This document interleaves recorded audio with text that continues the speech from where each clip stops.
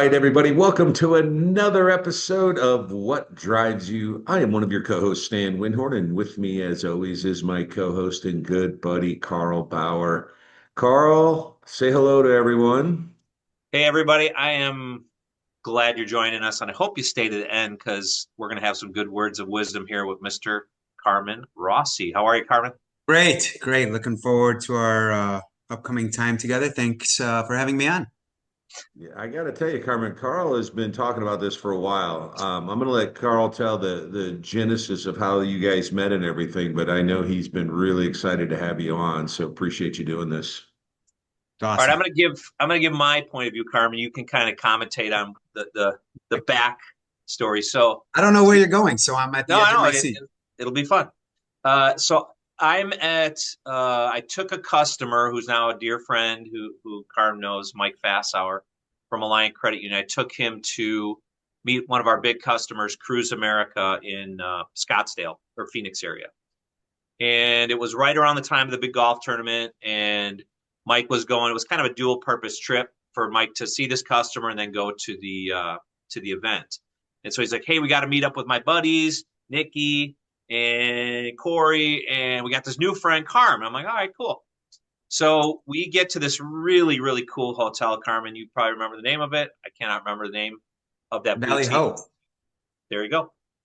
And so I'm there with Mike, kind of waiting at the bar, and this young dude comes up with these like surfer board shorts right out of the pool, just looking chill. I'm looking at, I'm like, that can't be the guy we're meeting. This guy's a big business guy. He's a lawyer. It's Carm, right? So they roll over. We meet up. Everyone's having a cocktail. Well, I found out later that they thought I was part of the FBI, so they were busting my chops a little bit because I was the older guy, and I just didn't know who all these people were. So I got to know them as the night rolled on. I'll give you that story too, Stan. But what a fun time to meet, and I think we hung from like noon to like 2 in the morning Yep. through dinner and through drinks and all that. And I can just tell you, Stan, that I cannot keep up with these young men. No, it was a great night. It It was a was a great fun. night. Great meeting location too. I'm a big fan of Scottsdale for over 10 years, watching the evolution of their hospitality scene just Yeah. grow outside of Old Town. But yeah, And I don't get embarrassed by this, Carm, but so we decided to meet up after the drinks. Hey, let's meet up at the restaurant, which is Maple and Ash. It's a very famous restaurant in Scottsdale, Phoenix area. And come to find out that Carm's a partner in that restaurant. So we roll up. He's like, meet us there, whatever time it was, 7 o'clock. I don't know. And we meet up there, and they like literally whisk a table and like throw a table in front of the kitchen where we sit down and we order stuff, and we're waiting on Carm, and Carm rolls up and goes, cancel all their orders. I'm ordering. So this is my first experience with caviar. Carm's sitting next to me. He's making this up, telling me how to eat it. Stand the seafood towers and the bottle. I mean, it was just anyone's been to Maple and Ash, which we'll talk a lot about in the podcast here. It was an experience, and to be with somebody who knows the inner workings and what to get and what pairs with this, it was unbelievable. The best mac and cheese I've ever had in my life. They make it table side, just Wow. unbelievable experience. well, I'm super self-conscious about being having a successful first date, whether it's with friends, clients, or otherwise. So yeah, I'm sure all the bells and whistles were out. It was good. Yeah, and the guys, I mean, just the staff was unbelievable, Stan, because it's one of these places where the vibe. First of all, there's a waiting line. Every table's packed, and the servers are all like veteran, like sommeliers. I mean, they're just like top notch people. So they just make the experience, and that's kind of what your claim to fame is. I think with Maple and Ashes, having these lifelong memories, which I had and treasure, just that one experience. And I know I had a little advantage because I was with a person who knows the inner workings. But tell us about, if we could just, and then we'll continue on with the meeting story. How did Maple and Ash come into existence? What your locations? Tell us a little bit about that business. Well, it fits to my style of diversity in ventures, diversity in investments. I can't take literally zero credit, other than being a promoter, really, and making sure that not only guests that I'm with, but all guests have memorable stories like this. And I think that lends to the sort of production. I don't love the word theatrics when it comes to hospitality, but you quickly understand the parallel or the analogy I'm trying to make. But Would um, experience be a better word than theatrics, yeah, sure. maybe? Well, experiential, and Yeah. now the recording, the Instagram moments, the phones are out. You're literally a scribe, a digital scribe to yours and those around you. So, Maple, when it opened in Chicago, the core group of, you had your main principal proprietors and the driving force. But the the core group of guys behind them were friends and or became really close friends. What Mhm. helps is when you have a wildly successful restaurant. I don't think it shot day one out of a cannon, but over time it just grew and the revenue grew and it became certainly one of the highest grossing uh, single restaurant in Chicago. And Oh, then wow. they went out to Scottsdale, and I was fortunate to tag along. And then they've since, done spin-offs, one-off brands, Miami, Dallas. For me, I'd say of the 30 plus hospitality ventures that I'm associated with, half are in Chicago. And I've along the way and going out of state and trying out different brands, uh, I've learned the hard way. I wish there were more podcasts similar to this 10 years ago, because it's an excellent resource of the do's and don'ts. And I have been a part of very successful concepts, and I've certainly failed and had to close doors before. But yeah, that's a cool one. So with Maple and Ash right now, we got Chicago, Scottsdale, Miami. Anywhere else? Heard Dallas. Yeah, they've done they have a management agreement in Dallas. I know they are just opening in Boston. I can't say, the uh, the group has evolved, changed a little bit, Right. split off. Um, and to everyone's, at no one's, well, to everyone's credit, um, that's the cool thing about success. Yeah. And a lot of passion projects in cities that you've always wanted to do business in, when you've got a great brand, it allows you to sort of flex and explore with a little bit more confidence, I think. Yeah. It's interesting, Stan, because I was taking some notes before, and if you check out any of Carm's stuff on like social media, a lot of it's circles around or centers around just being a proud Chicagoan. So I was just taking some notes here. You could blush if you want, Carm. Uh, like I've never met a guy, and you talked earlier about diversity, who's in as a lawyer, an entrepreneur, businessman, social media expert, musician, educator, like you are in so many, like, how do you do it all? And then and what's your favorite part of all those different buckets? I mean, it's a little, it's going to sound really weird, a little Elon Muskish that you're that diverse and that busy, because I know you are that busy. I watched all your posts from all over the world. Well, thank you. I mean, that's, I only post the good stuff. So imagine if I told the full story.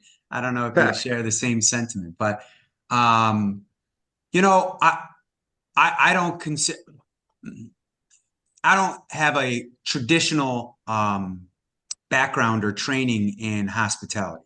I never worked in a restaurant at any job. And I don't now take that role whether I own 100% of the store or 5%. I know what I'm good at. That's putting teams together. I understand trends. I am very receptive to different cultures, different neighborhoods, different cities, what they already have and what they like to see. Also, what is maybe adjacent or what they're missing, and what I think my job is more in the development aspect. I will say that all of them kind of Venn diagram touch each other. Hospitality and private enterprise, there's certainly a overlap at times, especially with local government, whether it's permitting, licensing, zoning, whether it's just engaging with the local community organization, or just being attuned to the charities and the crowds and what's going on in the calendar. And when it comes to licensing, I think that's a lot of which got me looking at cannabis. Not that I'm especially, I don't particularly, I wouldn't consider myself a customer at all. I just prefer, I prefer good old fashioned booze. But to me, it became, it's retail. It's not romantic the way that I look at things. These are boxes that need to be, quality in service, quality in staff, quality in culture. Once you become obsessed with those basic tenets, it's pretty easy to deploy them in seemingly a lot of different industry. But yeah, it's been very cool. I love to brag about Chicago because two reasons. One, I owe it everything. I constantly on any lecture circuit had I, in doing the background, the Genesis story, I don't think I would have experienced a fraction of the success in New York, LA, Miami, any major city, but Chicago. So yeah, I certainly owe it, and that's why I pay so much homage. And then secondarily, but most certainly genuinely, I feel like I have to, because if you turn on the TV, national media plows Chicago. I mean, it's really unfortunate if, as a business owner, as a stakeholder, as a real estate owner, you have to combat the idea of, news folks saying if you go to Chicago, you're going to get murdered, raped, or carjacked. I mean, and you know what? Do it for 5 years, and you see real shifts every day for 5 years. But right now, lowest crime in reported history across the board, and we are, I believe we're 7 years running from Condé Nast as best big city, the largest millennial zip code in the country. We've been every year consecutively #2 for corporate relocations. We've got all the big corporate flagships here. It's very affordable. It's very clean. That 1870 Chicago fire, 1871 maybe, helped clear, for ease and garbage. You don't have the New York pollution problems. You don't have all the one ways or a grid system. And I'm really speaking to the listener out there who's considering maybe expanding their brand. It's a great, great city to do business in. It is. Well, your pride in where you come from is pretty apparent on here. I'm just curious. It sounds like you've got your irons in a lot of professional fires here. Are there certain things that translate? I mean, I think you kind of touched on them already, but certain qualities or things that translate from business to business as far as attributing the success to them? Well, absolutely. What are we let's pick a category. Marketing. Every business needs marketing. A dentist office needs marketing, right? Mhm. So again, I like the healthy perspective, like a healthy obsession. But I don't want to reinvent the wheel every time. Like I shouldn't have to for any of the businesses.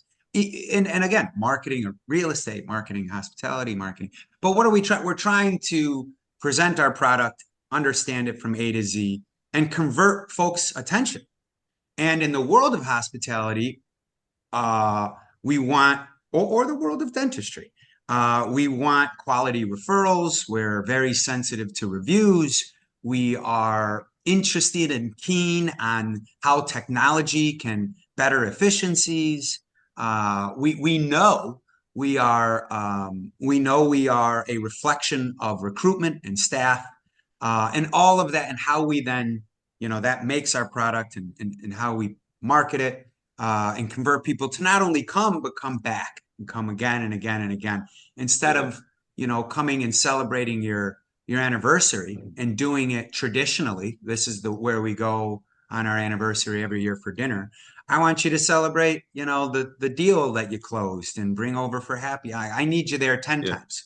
Yeah. I So think that's been a pretty common theme with most of the people we've had in the hospitality or the restaurateurs that we've had on the show. That seems to be a pretty common theme is that's, obviously that's the goal of any business is to have people have enough of a great experience that they want to come back and do it again and again and again. I'm sure that's especially true, with restaurants. Um, Pretty common theme. yeah, yeah, and of course, I don't want folks, your listeners, to be bored with obvious points, but I'll make a few, because they're so. Let me emphasize, they're so damn important. It being relevant today is Mm, really tough. You're not competing. Let's take a restaurant. I don't consider myself competing with other restaurants. I actually, and I'll footnote this as an anecdote. I love to hear more great restaurants or bars or nightlife is coming to where my stores are, hmm. because that's why McDonald's is next to Burger King, is next to Taco Bell. That's why, I mean, you want just traffic, traffic, traffic. But what we're really competing, going back to me competing with other restaurants, I'm competing with this, which is a phone. Sorry. So I'm competing with your attention. There's 500 hours of video uploaded on YouTube every minute. There's 100 million photos and videos uploaded on Instagram a day. And you are scrolling. How do I get to how do I get you to stop on what I'm saying, as opposed to your friends and family's life, your own work style, health, wellness, and all the other people on social media? Social media is obviously present in nearly everyone's lives. Yeah. That's the obvious point. The real trick is the relevancy. Um, marketing marketing is I think there used to be, I think the Bible kind of changed, right? The 101s, the Mhm. ABCs of marketing. Yeah. Because I think if you did a couple of things and you posted it and you bought an ad in a newspaper, the Sunday edition, and you painted your flyers outside on local storefronts, or posted, that was the way of getting the word out. And there might not have been a ton of other channels necessarily to do that. That is completely evolved and changed. And whether it's a flower shop, a bike repair shop, a bar, or a nail salon, uh, we need the traffic, we need the bodies, and we need, when we come out, it's not just enough to come out with a promotion. It has to, as people are scrolling, oh, I'm going to stop here and I'm going to really hone in on that. And that is a semester's course of discussion, beyond Sure. this. Yeah, to your point, I think one of the things that social media and the social media marketing has really done for a lot of businesses is instead of putting an ad in the newspaper like people did in the old days and hoping, that you got sold on how many people buy that newspaper. There was no possible way to really truly know how many people ended up on your page or saw your ad. And I think that's one of the things that's really great about social media marketing is you can really target the people who you've got a good shot that they're going to be interested in what you're selling. Yeah, Absolutely. Yep. Sorry. Go Carmen, ahead, Carl. when I was with Tribune and we owned cars.com at the time, we could, back to your point Yes. about successful dealerships, when a dealership puts itself on an island, it has to be, hey, we're going to build out like you build an airport out a million miles away from everything. They have to spend 10x what the guys in Schaumburg, where there's 20 dealerships all together, because those 20 dealerships amplify all those budgets, amplify what's happening around them. But to Stan's point, and kind of your point too, Carm, is at cars.com, we even had with this little tool, I could tell you when I impressed on a person, they clicked on a person, they converted, because I knew they were on the lot. I physically got this person to the dealership. That's how crazy this tracking now has become. And in your instance, one step further, they're taking pictures of themselves with the seafood towers and the mac and cheese guy making the stuff. Like, that is true power, and it costs you nothing other than awareness, right?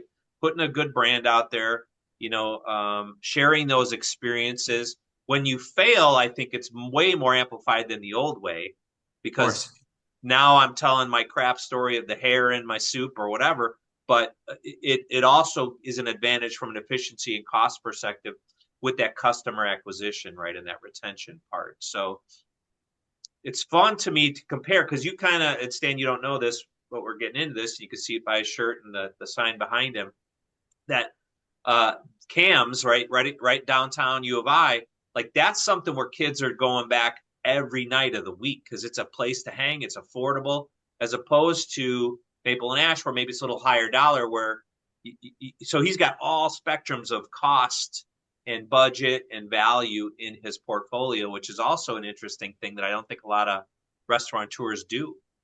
Yeah. Is Cam sort of a sports bar? So Cam's is a legendary bar at the University of Illinois, and you're right. I do look like a billboard. I'm wearing a sweatshirt, and you're right. It is golly. I've been wearing U of I gear and colors all week. We've got for big game tomorrow. It's the Final Four. Whenever this posts, we'll know if I'm happy or sad. But it's been there for 92 years. It's branded the home of the drinking Illini. We bought it in 2018. And we've, it's had a very historic, and so many people come back and share their stories about, where they made their best friends, where they met their future wife, where they, and it's kind of part of the experience. If you come back to campus for a game, you go to Cam's. You have to imagine that it is not accidental success. We are obsessed with that brand. We are hyper sensitive to what we put out. And to Carl's point, it's because there's such a loyal following. And people want the merch. We sell out of our merch instantly. They want, and in reality, you buy your shirt or your hat or your hoodie, and you move, you go and work in New York, or you're on vacation in Texas, and when you wear it, people immediately associate their memories, their positive memories.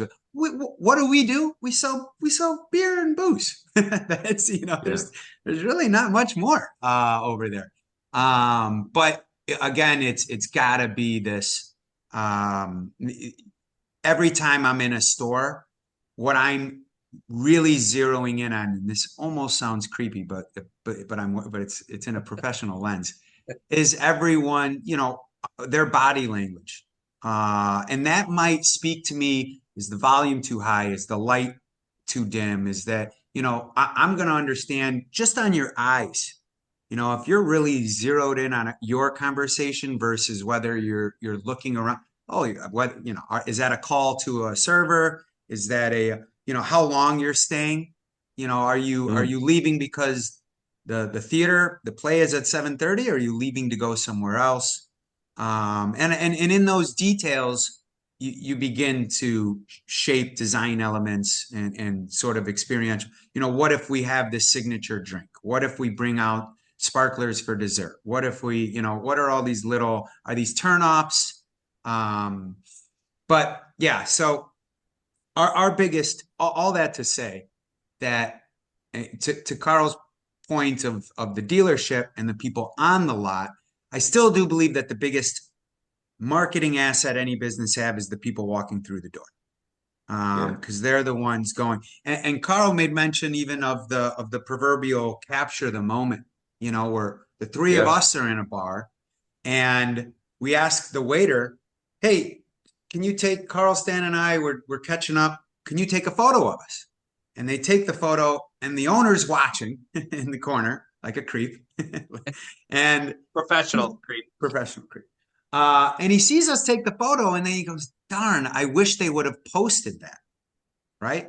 Because if they would have posted, hey, we're at Cam's catching up, instead they give me back my phone, I put it in my pocket, and maybe I'll share it at a later date, but that was our memory. Well, how do I convert our memory into a marketing asset for the venue?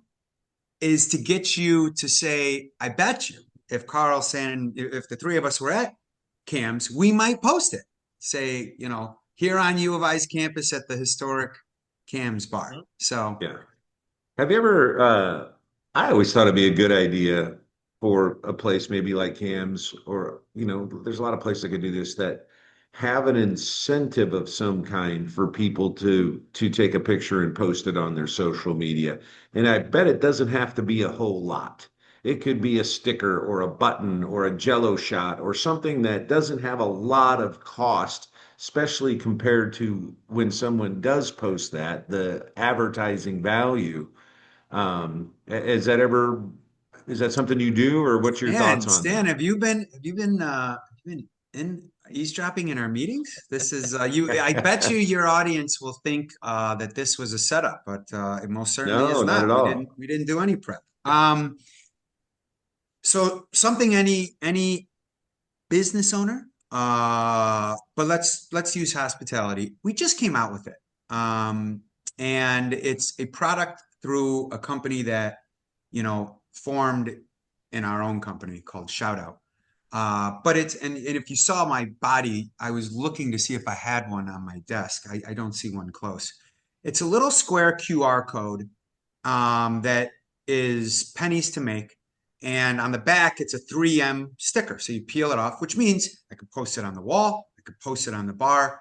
And what it is intended to do is when you scan the QR code, it immediately links to your social media. And this is how, wow. And it then will capture whether the three of us posted our picture and tagged Cam's. And if you do that, it will pop up a little reward. This all happens in seconds. And that little reward, now, no staff member was intrusive. Nobody, you could ask about it, but it's a very intimate, personal, the three of us. Hey, do you guys mind if we post this? The reward can be redeem a free dessert, redeem a shot, redeem a drink. Because, and I know the cost. I don't really want to say this, but if the three of us are drinking vodka sodas, that's $1 change in cost. Yeah. I'm simplifying, but I'd pay $3 because Stan has a big social media following. Carl and Carmen each have individual networks. And what I know about people is when they're scrolling through brands. They're scrolling through Coca-Cola's post or Mercedes post, and they're probably scrolling through celebrities-ish. Like, I don't know that person. I'm not, but they stop at their friends. Oh, Carl just posted. They stop at their family. So if the three of us posted, it's not Cam's that posted. Remember, it's you posting. I'll give you a drink because your network now. Think of the impressions the three of us would gain for the price of $3 and change, 3 vodka or dessert or whatever the heck it is. So that's a freebie. It's been successful. It's very recent that we started doing it, but if you go to my venues, not all of them yet, you'll see them.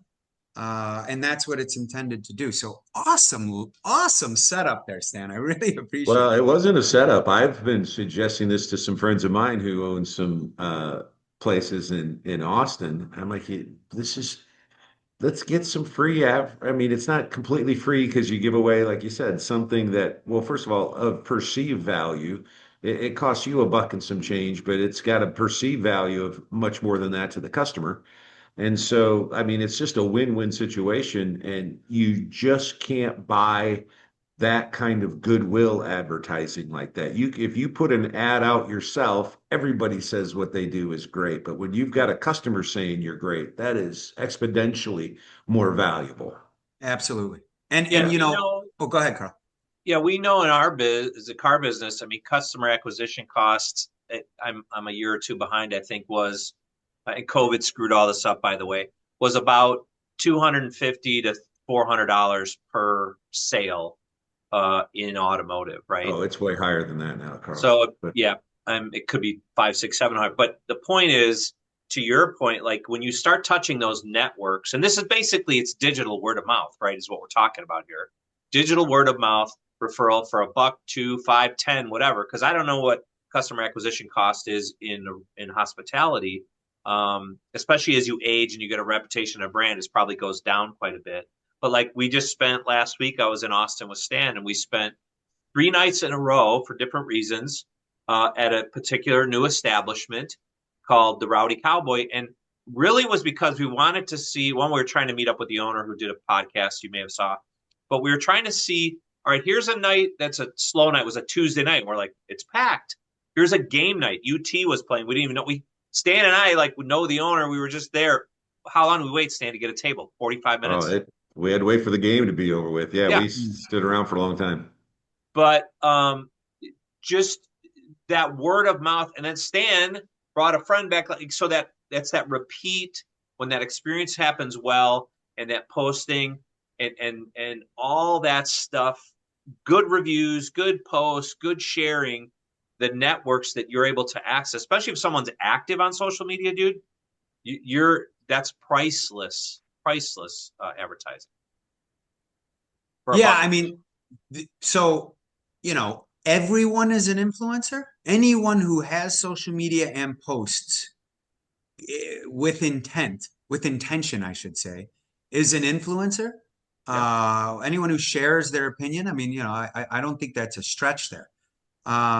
So, my premise isn't that influencer marketing died, which is, an influencer saying, "Hey guys, go to camps.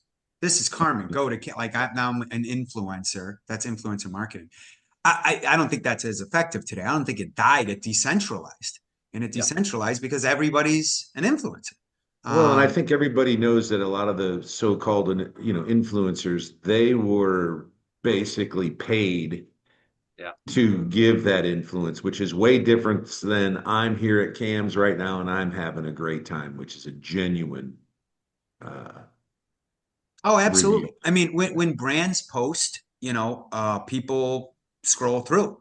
When friends post, people pay attention. I mean, and the problem, you see a lot of great content out there, like really great. I pay attention to all sorts of content in all different industries. Um, and I get a little nauseous when I see a great piece of content not catching. Yeah. But it's because it's not the problem isn't content. There's great content. The problem is people's attention. It's Mm. really it's changed. It's Yeah, Karma, I'll tell you what we just have discovered, um, embarrassingly enough, because we've been doing this for over a year, is that when we post long form, 30-minute, 45-minute, hour stuff, we see this much traffic, right? When we have now determined and got a tool that made it efficient enough for us to do shorts, it's 10 to 50x, which is sad to me as a it's frustrating. creator, right? Because we're Yeah. having this great conversation, we're learning, we're sharing, we're pouring out, and then only somebody wants a 30-second nugget of this whole conversation.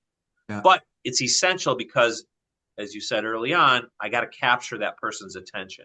So maybe they'll click and go, and that Carm guy's got some cool and ideas, experience, whatever. Let me watch the whole episode. That does happen. That's the whole point of this. It's chum or bait on the water to get them to the full episode.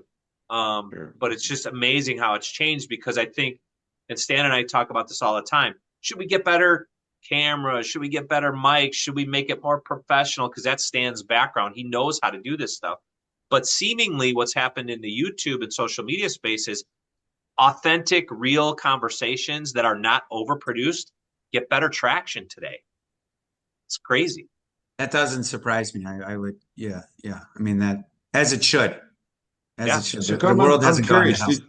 Did you go to U of I, or you Yeah. just? Yep. I went to, Yeah. so there was, I'm gonna make a pop culture reference, but it's dated, so it dates me. But there was a trendy movie in the early 2000s called Van Wilder. Oh yeah. Van Wilder, was the most popular person on campus because he just never graduated. So he Right. was in school for 7 years. I was in school for 10 years. So I've got him beat. And I worked. My advice I actually am an adjunct at U of I, a professor. I've done a lot of classes. I'm teaching next week at Tulane University. I like to be on campuses. We're building other assets at University of Kentucky, University of Tennessee. I hope to always have education be a part of my life. My last degree was law. And I practice. I have a boutique law firm in Chicago. But the reason I stayed was I didn't know what I wanted to do yet, but I could continue to get good grades, and I didn't mind working. Like it was, I had started a couple of small businesses that worked. So I mean, I was making enough money to justify to my parents that let this go another year. Let this go another year. But yeah, so I it want it to be is. on the record. Want it to be on the record, everybody, that you heard it first here on What Drives You, that the real Van Wilder is Carmen Rossi. The secret's out now. Yeah, I get asked, and this is embarrassing. I get asked, but because Carl opened the show this way, do you ever get sick of it? Because I'm not gonna, I'm a morning person, and I believe in punctuality and staying busy, but I like to party. I still do it, and I get asked all the time, "Do you ever get sick of it? Aren't you aging out of it?" And the answer is no. I've never Yeah. been sick of it. Sorry I'm to. a lot older than you, and I can tell you firsthand, yeah, that I Yeah. mean, you can't do it to the same level as you can when you're Sure, of younger, but yeah, course. you still enjoy it. I'm really curious about something just since you're at the University of Illinois, and this is one restaurant chain that you may be familiar with, and I don't know that they're still there, but I am just shocked that they never went like national franchise, and that was Garcia's Pizza. Hmm. I don't know if they're still around, but they had everything, including the flying tomato, and they had this hot air balloon that looked like a tomato, and the pizza was just really, really good. They seem to have all the makings of something that could be duplicated with success, and I don't even know if they're still there. You would probably know better than I do. I, you know, I don't know if they're still there. I do remember Garcia's.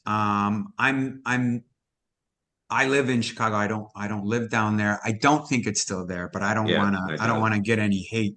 Um, you know, to me, that is a part of what I like to do is find somebody kicking butt at Mm, their business, yeah, but as a result, they're there. Like they're a big ingredient to the success of their store.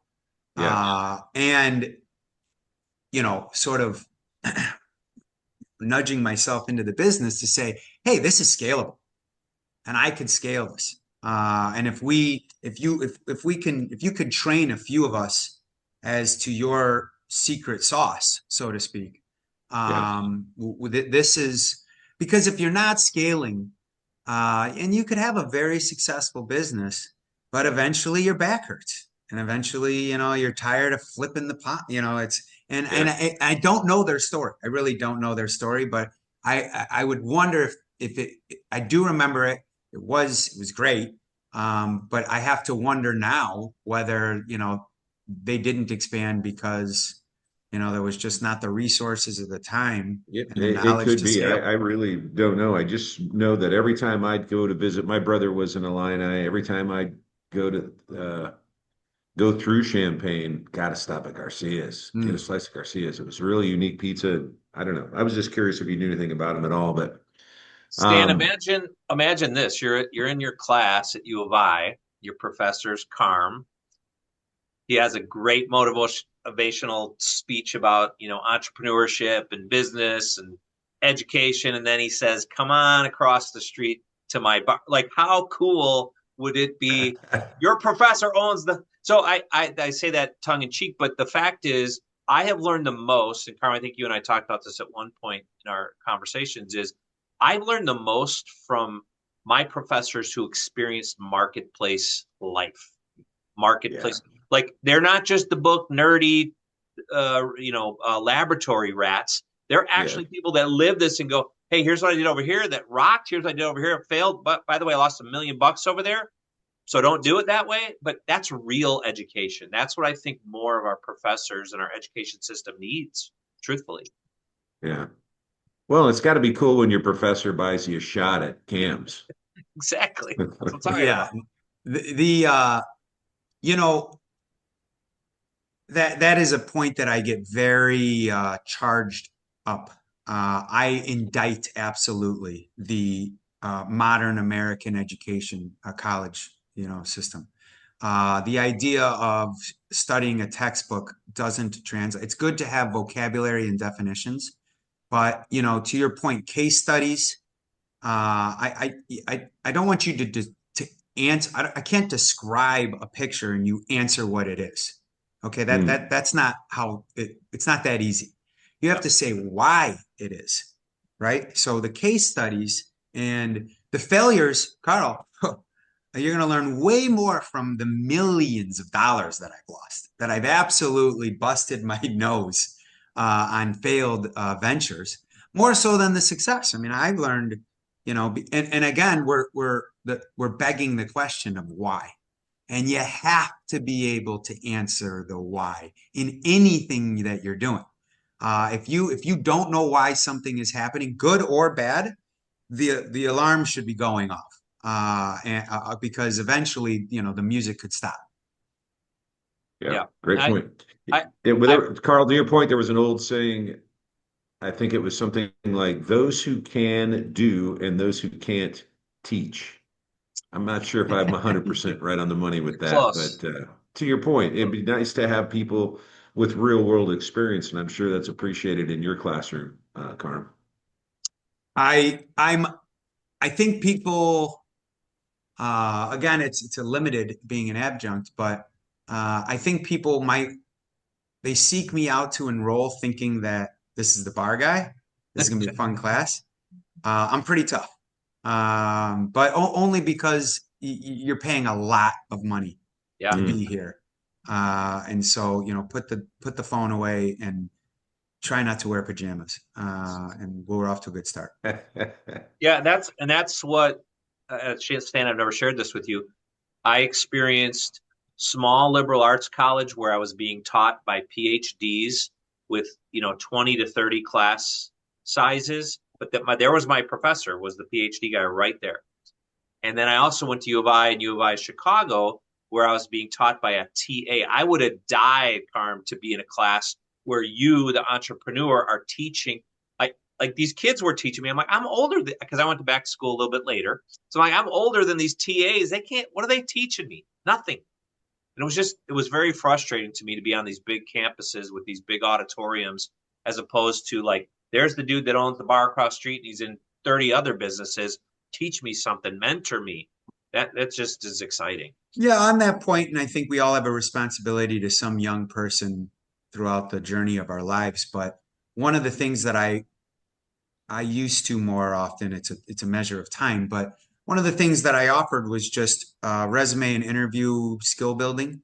And I was able to do that not because I can't sit here and say I've been in 100 interviews, right?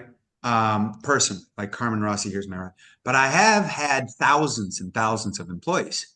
Yeah. And so that gives you a sense of the type of person you want to work with, right? You know it. And once you kind of understand, not only the nature of the employment opportunity, but the nature of the culture, you can begin to in a short amount of time, present yourself to what they're looking for. Yeah, I was telling Stan this earlier today. I was on the Northwestern University job site because we're trying to get an internship for the channel, right, to help with just Love it. covering every facet of platform where people want to consume, whether it's audio, video, or both, or social media, shorts, long form, whatever. And the rigmarole that I have to go through to be able to offer this internship, it's unpaid, right? Because we're not making any money. It's a passion project. But the learnings that can come, think about if you just sat through, Carmen, I know you only watched a couple, but 113 episodes is what you're going to, of professional entrepreneurs or survivors in life, and you were editing and posting. Just that learning, it to me is priceless, let alone being to say, hey, you're a producer on this channel. Yes, it's up and coming, it's growing, whatever. We're not Joe Rogan or anything yet, but giving people those opportunities, because there's thousands of YouTubers out there that need that help, but we don't make it easy to get that opportunity out to the people who want to learn this, as a career or as a profession. So, yeah, interesting. Well, I think you'd have 1,000 resumes if it were open for a media Yeah. internship as described, and I'd be first in line to sponsor that internship so it goes paid. All you got to do is make a reference 1 out of 15 episodes. I'll take a 5-second commercial. But yeah, very cool idea. Well, we want to be respectful of your time, Carm, but I just want to let you know that I went to SIU, so I do have a degree in bar business, only just from the consumer side. The Um, Salukis, right? yeah, the And Salukis. yeah, my older brother went there. Yeah. Yeah, it's I don't know. great. Does it still have the reputation as the part? When I was there, it was the party school. I think Uh, it's because Halloween I and think that's Carmen why went. my brother went. So take whatever marketing you could get. Okay, the bill Yeah, why comes not? out the Why not? same. All right. Well, listen, we got to be respectful of your time. We appreciate it so much. I have a feeling we could do multiple episodes and still not pick your brain as much as both Carl and I would like. But one of the things we do with all of our guests is we ask sort of a rapid fire question thing. So get ready because, Hmm. these are difficult. I'm just kidding. They're not difficult. Okay. What was your very first car? Age 16, it was a silver Mustang, a 5-speed. It was very Wow. important to my dad that I learned to drive manual. Yeah. And I'm glad that I did. Yeah. I don't think I had ever done it after that car, but yeah. Yeah. But Well, and now the you know. Mustang, that's one of the better first cars we've heard. A lot of people, I had a Chevette that was held together with duct tape and whatever. So, okay, I think Mustang, I got nice. A's that semester. That's why. I There think you that's what go. it was. Well, and yeah, and the manual transmission, what do they call it? The millennial anti-theft Yeah, Hmm. device. Hmm. it's true. But anyway, all right. What has been your favorite vehicle that you've ever had? Oh, easy. I had bought right when they came out. It was right before COVID. I bought a Lamborghini Urus. Nice. It's the SUV, and it's awesome as the driver, and the dash is like a fucking NASA cockpit. It's really cool.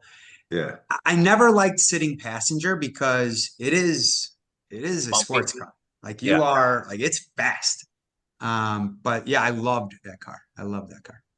Well, I mean, this third question may have already been answered. I don't know, but we always frame it this way. Budget is not a concern. What is your dream vehicle? Oh, another easy one. a 1965 Lincoln Continental convertible, black, suicide, not the, the Yeah. doors, Suicides. Yeah. suicides. Yeah.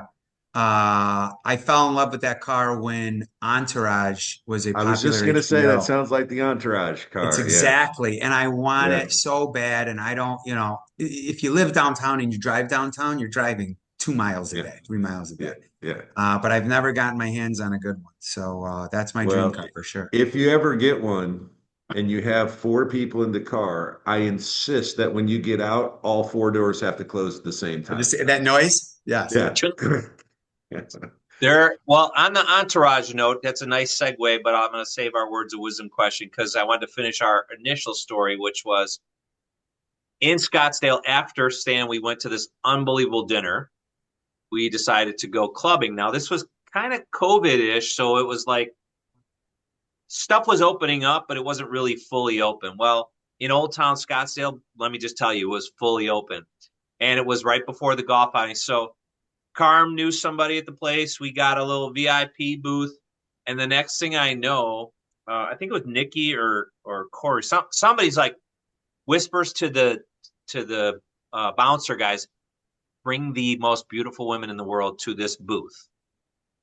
And so I don't know how many hundreds he gave them, but the next thing you know, it was the five of us and 20 amazing people. But this isn't the kicker. So the kicker is, and I don't know if you still do this, Carm, because they're talking about Van Wilder and still partying and all that. It's about 1 a.m, Stan, and we have Don Julio, Don Per, like three concocted things, they bring out with the sparklers and everything, poured in the bucket. And Carm's like, get over here, everybody. Like we're the wolf pack. He's pouring this. Now, keep in mind, it's COVID. I'm not going to say it's disinfected, but we are scooping this concoction in our hands, drinking it down like Van Wilder. Yeah. Yeah. And we're passing out cups of this the solo cups, red solo cup, to everyone who's around. I mean, it was just capped off. Sounds like a party to me. At which Yeah. point they shut down the place, and now we've got to get out, and now it's Uber time. Well, guess what happens to the Uber prices? It was like $200 for me to go a mile. These guys all disappeared, and I recruited some broken down minivan to drive me back to the hub. But man, was it a fun evening. So Good thank night. you. Thank you. Thank you. Fun times with the original Van Wilder. It's fun. All It was right, a great time. Carm. Yes.